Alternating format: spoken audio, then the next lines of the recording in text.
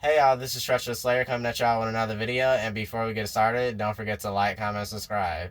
Like seriously, y'all, don't forget to like and subscribe. Like I truly appreciate all the love, and don't forget to leave a comment on y'all thoughts.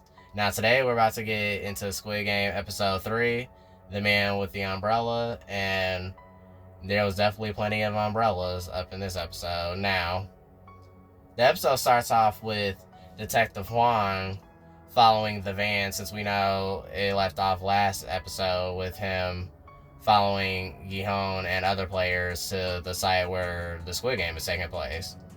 Now, we see him reaching the checkout point where they're taking the players to the arena, and we see this long line of vans, and y'all, it's insane how many players return. And they was just doing all that voting just to come back and fight for their lives again for 45.6 billion, y'all. Like, insane. So we see him quickly getting out of the car and loading up his gun, and we see him texting the chief saying he won't be able to make it into work anytime soon, basically, since we know he's infiltrating the Squid Game to get the tea and see what the hell they're doing. So as he loads his gun, he quickly crawls under the last van in line and hangs under it. And then we all see the PlayStation mask man pull into the player depot where they're gonna inspect each player, check them. And they have these weird ear scanner devices, so I guess they put some kind of tracker on each player's ear. So it's definitely giving trackers from the Hunger Games. I'm like, okay, nice touch. And we see Detective Juan pretending to be an unconscious player as Circle PlayStation mask men are inspecting him, and as it glitches on his second ear, we see them both get into a scuffle, y'all, and I was so scared. I'm like, oh no, Detective Juan, do not be caught slipping. So good thing he gets him in a headlock and gets the upper hand and bops him. So luckily, before he got stabbed up by the Circle mask wearer, he quickly bopped and flopped him.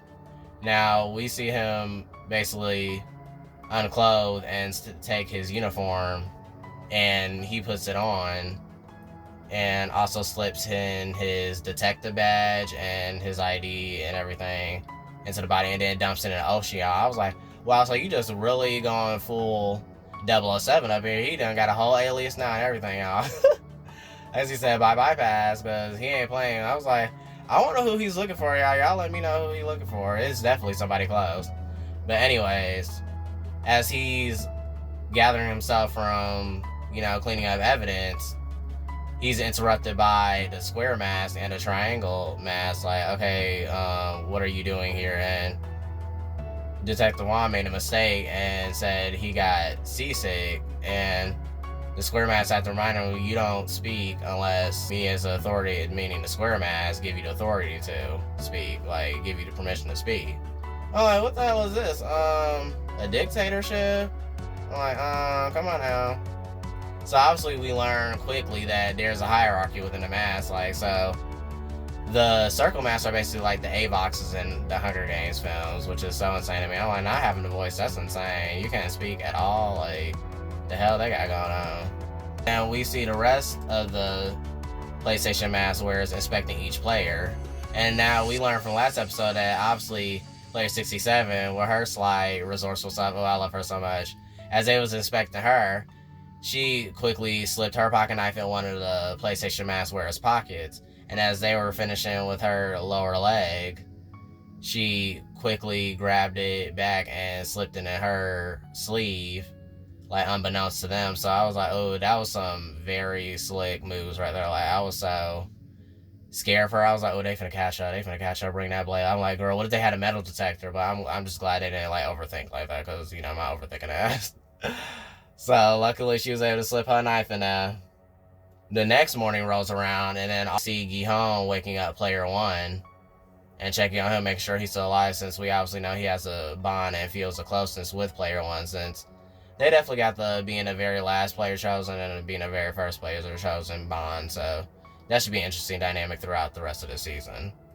So he teases him, wakes him up, yeah, I thought you were gone for a second, don't scare me like that. And we see player one rejoicing that he is back, and he decided to come back and play the game with him. Then they all comment on how many players did return. They were just shocked about how many did come. And he said, I guess people were desperate, and they're like, I guess so.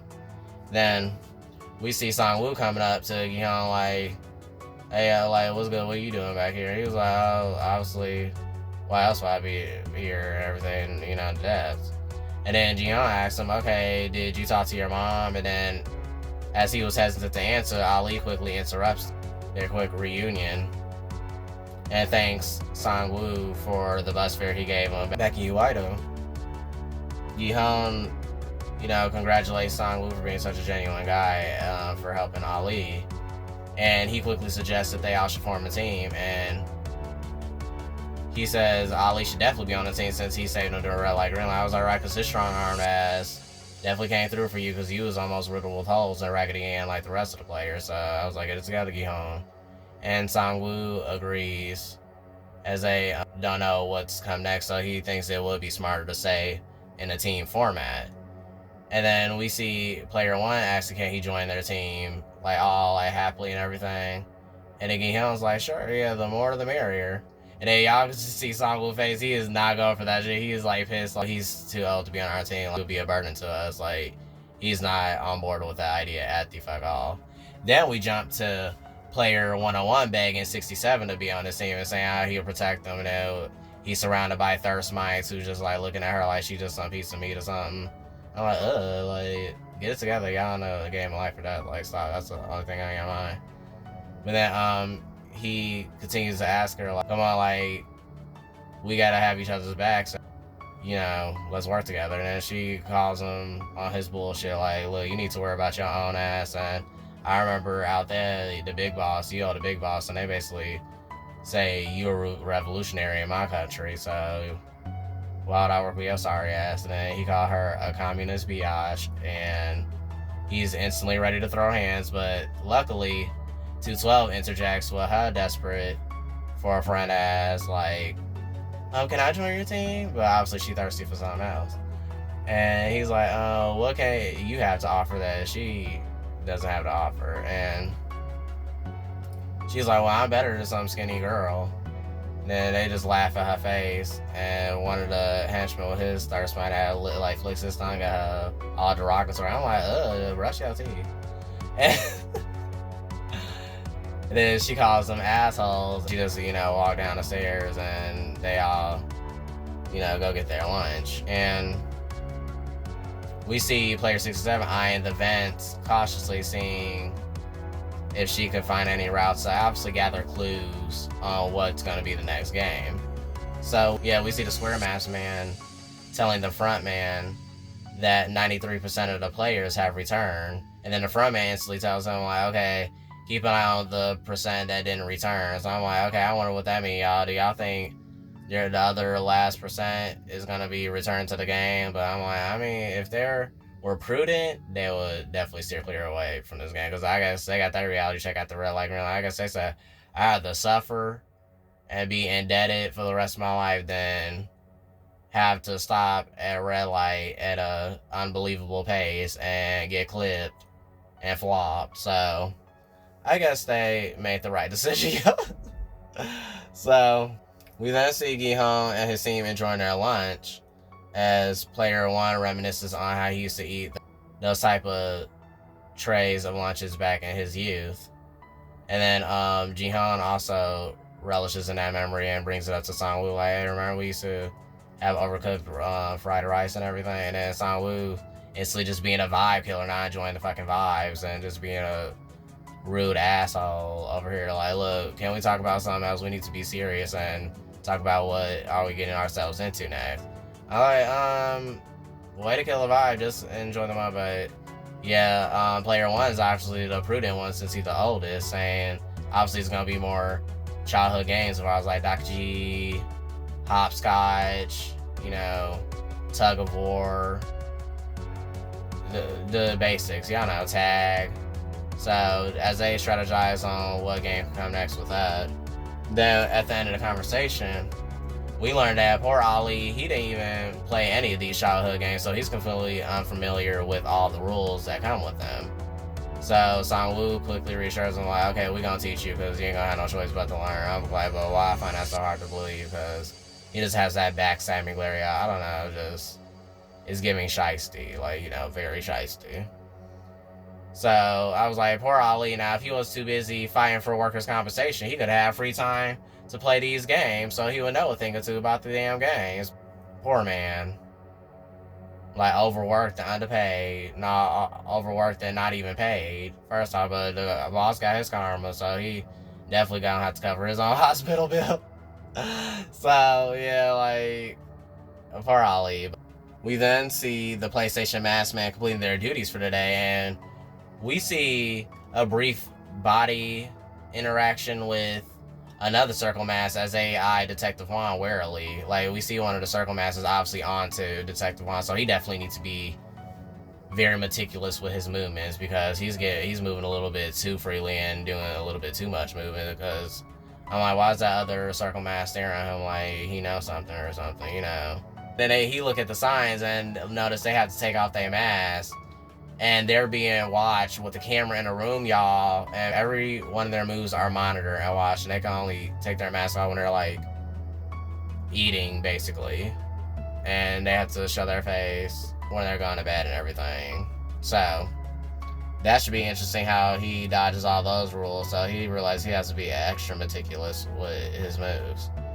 As the night comes to a close, we see 212 having an erratic episode, y'all. This whole scene funny as hell. She over here begging her like, I gotta go pee like really bad. Like, what the hell y'all doing? And she asks the Triangle Master. He like, it's past your curfew. You need to carry your ass to bed like the rest of the players.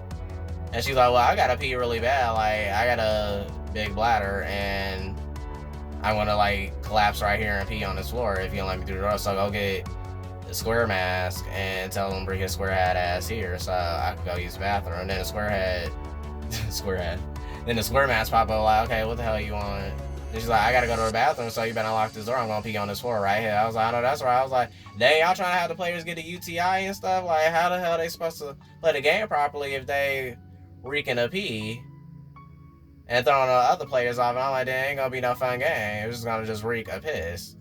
So he quickly opened the door and let her go to the bathroom. Player 67 quickly popping up and interjecting her, and she gotta go to the bathroom too. And then she was like, you really just gonna bite off me like that? Like, I just did all that fine to go to the bathroom. You just gonna slip out? So she just looked at 212 like, girl, bye. And then they just both went to the bathroom. She's like, hey, wait. So they go to the bathroom together. We then see Detective Juan getting a tray of food, and he obviously goes to the far eating area at the wall and then doesn't look at the camera at all and takes off his mask and a black cover mask and eats his food while avoiding complete eye, contact with the camera, which was very smart. I was like, okay, he in the clear, because I was afraid that one of the mask peep, like, I know who that is. Then we see 212 up in the bathroom. Hey, y'all, why she smuggles some damn cigs and a lighter, Trojan horse style, if you get my drift? And it was very visceral, y'all. I was like, okay, she is doing the exact most. She lit that mother up. And y'all, I thought she was a goner when her stall bust open. And it was player 67. I heard her like, yeah, you call it, like, what the hell you up in here doing? And then she cuts to 67. I like, girl, what the hell you like? I could have just burned your ass alive and everything. Like, what are you doing? Player 67 quickly pulls out a pocket knife, and then 212 like, whoa, chill, girl. I didn't mean all. I'm just all bark, no bite. And she like, move, I'm gonna unscrew that vent and basically go get the tea on what the next game is. And she was like, can you cover for me? And she was like, okay, bet, you got to tell me everything. I'm gonna have to make a distraction for you, so you be quick, because, they on bullshit, so we gotta get out of here. As player 212 helps her up into the vent, you hear 212 making a whole scene, and y'all, I was rolling this whole scene right here, over here, yelling loudly and crying how much pain she is from her false number 2, y'all. Talking about it's so like big and it won't come out. I was like, girl, you is nasty. And the Triangle Mask getting fed the hell up. You can tell how he gripping his Glock, like, if they don't hurry the hell up. And And like she is providing a believable distraction though. And then he over here telling her to hurry up. And then we see player 67 climb through the vents, and she reaches the kitchen. She sees the PlayStation mask up in there baking something, cooking up something specific. And it was odd because it was like a tan color, and they was pouring some white substance that obviously to me red flag instantly. I was like, that would look like a whole bag of rat poison or something. So I'm like, what the hell are they finna be doing? And speaking of rats, we see a rat crawl over 67's shoulder as she almost gave up her location. Then one of the circle masks looked up like, what the hell was that noise? And then the square mask was like, what are you doing? Get back to work. And he was like, okay, well, I'll just ignore what I thought I heard. And then 212 gives her warning, okay, falsely, like, if this doesn't hurry up and get out, like, I'm gonna have a problem. And then she quickly run out of the saw and be like, I'm finna wash this off since there ain't no tissue. And he like, okay, if you don't hurry, I'm gonna come up in there. She's like, don't you come up in there, I'm undressing everything, don't violate my privacy like that. And he barges in, and y'all, I thought they was definitely done because we didn't see 67 making in on time. But as soon as he could bust open a stall, we see 212 taking a false speed, and 67 covering her nose while she holds the tissue roll. And then like she hurry up and flushes the toilet. And then we see 212 cussing out the triangle mask like, did I tell you not to come up in here? Like, you just could have seen our whole bodies without our consent and everything. Like, you violated my privacy, and if I win this game, I'm suing your ass, as she cusses him out. And yeah, I'm like, how did the hell did they pull that off? So at least 67 got to see on what the game's going to be. Because I'm like, okay, obviously, what I think, y'all, is they're going to have to choose a certain food item that's not poison. And if it's not poisoned, or they eat a certain amount of a certain food substance, and if they eat the wrong one, if they poison, they obviously lose, because the poison gonna instantly kill them. I don't know, because it could be anything. That's what it was giving to me, but yeah, we should see. Detective Juan getting prepared to go to sleep, since all the current mass people gotta have a certain sleep shift.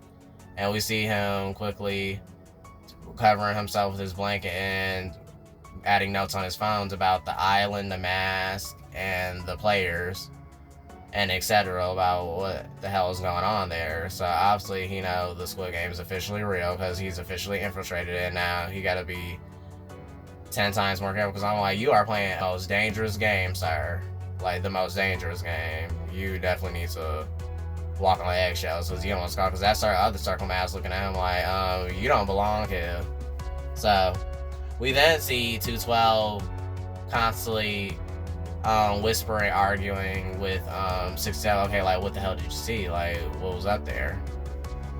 And then she was like, I'll tell you in the morning. And we obviously see Song Woo shiesty ass over here in the night as he turned his head in a direction. We then see the next morning rolling around as the players get up and then still, strategize what's going to be the second game. So as breakfast rolls around, we see 212 constantly asks 67, okay, like, what did you see? And then she tells her, look, all I smelled was honey and sugar, like they were baking something sweet or cooking something sweet or something. And then 212 was like, that's it? You literally did all that, risk my smoking time for that? Now, if you lying to me, girl, I'm gonna burn your eyes out with these cigs. And then 67 like, girl, looking at her like, y'all see how fast she look? Like, she's like, girl, I wish you would. She's like, yeah, girl, I'll cut you up like I ain't. You can play with me if you want. So, like, she walks away. She's like, okay, whatever. I'm craving something sweet anyway. So they go get their breakfast. And then we see Gi-hun having a funny little moment with one of the, PlayStation mask men handing out the milk and bread, since obviously there's that's their breakfast for the day. Then he asks, can he get some chocolate milk since he can't drink the 2% dairy milk since he's lactose intolerant. And he would get the bubble guts. And the PlayStation man is just looking at him like, look, nigga, you got to eat this breakfast like the rest of everybody. Obviously, he doesn't give him no verbal answer. We just see him holding out the breakfast. Then Gi-hun takes that as the answer of no, like, yeah, like, what do you think this is? This ain't a restaurant. You literally in a life or death game. Like, get it together, sir. And then player one eats him up like, you probably got spanked a lot as a kid, did you? And then Gi-hun was like, yeah, why? He was like, because I spanked my son a lot. And then he was laughing as they walked back to their spot. And Gi-hun was just like, salty. Like, sir, you really thought you was gonna get personal accommodations while you fighting in this match. Like, sir, get it together. He is so annoying, y'all. I don't know. Y'all let me know. Do y'all really think he gonna survive in the end? Cause I don't know. This man right here. And then as they make it back to their little group, then we see Sang-woo eyeing 67 as she's avoiding to eat her bread, because obviously she's seen him cooking up something. She, like I said, and I'll be on the same way. Like, she don't know if they put poison up in the breakfast, and obviously he, as smart as he is, he's being strategic with his thinking. He like, nah, like they did something to this, and then his shiesty ass is gonna give his breakfast to Ali and saying he don't really eat breakfast anyway. Then Ali thankfully, bless his heart, thankfully takes it. And I'm like, nothing bad better not happen to him, because I'm like, oh hell is gonna come your way, Sang-woo, just wait. And then Gi-hong gives him his milk, and then they just finish their breakfast. Then the woman on the PA announces that the second game is about to begin.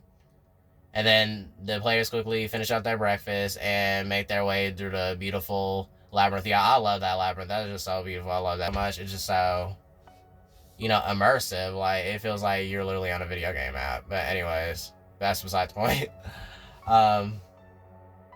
Sang-woo quickly approaches 67 like, okay, look, I overheard you talking to 212 last night, so what's this game going to be about? Like, what did you see? And then she was hesitant at first, but then she just caves and was like, I saw they were heating up sugar. So we see them walk into another playground like area for their test, and then we see 4 shapes like painting on the walls, and it's just like sky blue and everything. And we see an umbrella, a triangle, a circle, and a star, y'all. So Sang-woo contemplates on what the game is gonna be, and we see him having a childhood flashback of like him and, I'm assuming, Gi-hong and other friends at a playground, and some like man cooking like a cookie-like substance on a playground and carving a shape into it. Now obviously he realizes what they're gonna be playing, and then Gi-hong asks him like, okay, did you figure out like what we're gonna be playing? Like, what is up? Because you're like the smartest, so come on. And then, y'all, this he purposely withholds the information and tells them no, he doesn't know what they doing, and makes them split up to those difficult ass shapes. So, and I'm even as a viewer, I'm starting to put 2 and 2 together. Like, okay, nah, this gonna be some bullshit. I already know. Especially red light, green light wasn't all fun and games. This is definitely not gonna be a walk in the park, y'all. Some of them definitely probably not about to be walking. So, y'all, I really can't stand his character. He definitely ain't shit, y'all. Like, I'm so serious. So, as he realizes what they're gonna be doing, he gonna choose the easiest shape, y'all. He gonna go in the triangle area. And the thing I love about 67, she is so resourceful and attentive, y'all. She very attentive to detail. She was eyeing him weirdly, like she noticed he split up all his men and gonna walk in the triangle area, so she followed right behind. I was like, I know that's right, queen, cause you can't trust that nigga. Cause I'm like, what is he doing? I look like, you just selfish, but I guess he like that 45.6 billion gonna be his, cause around he needs that money. He had 600 million wanted it. I guess he'll backstab anybody, so we shall see. Then a woman on the PA, she then announces that they're all gonna be playing a game called Sugar and Honeycomb, and they gotta safely carve out the shape that they chose in line as they stand in line at the shape they're chosen, and they gotta get it out in 10 minutes. And if the shape breaks within those 10 minutes, they're instantly bopped and flopped.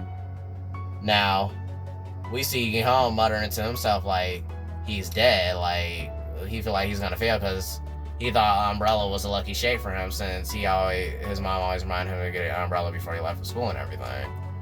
And he just curses himself, and Sang-woo looks all like nervously at him, because I'm like, you literally just tried to set him up to get Bob. Like, you was a very shitty friend. Like, you need to go look in the mirror and get your priorities together. But I'm like, this is a game, I guess, for every man for himself. But 67, she paying attention, but Gi-hong, like, that poor man.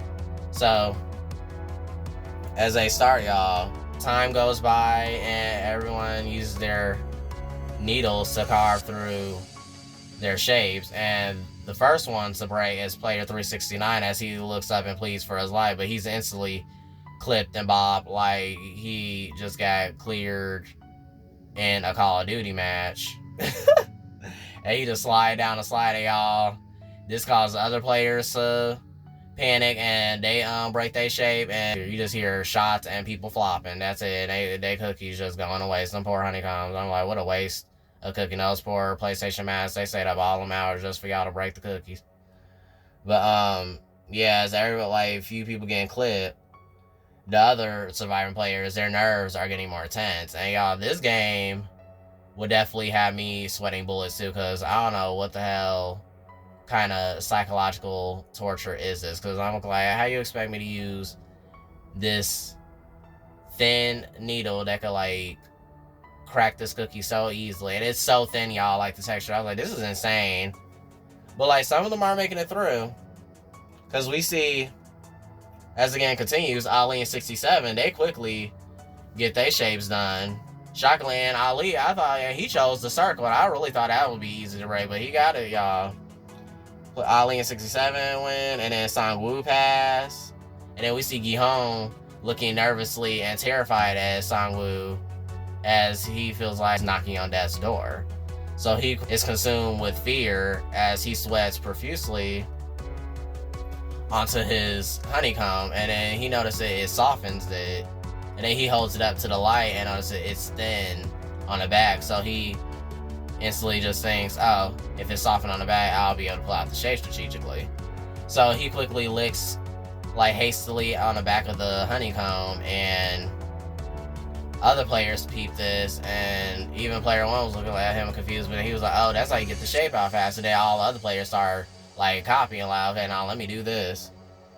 And then we see 212, she snuck in her lighter, so she was able to light up her needle and then cut it and finish it, and she showed it to her guard, and then she ate the honeycomb with satisfaction, and then walked off. And then she dropped the lighter in front of 101, who was struggling with his star, and then gave him a little tip to use his lighter. That he smirked in satisfaction. I guess he said, yeah, because he still ain't going out without a fight either.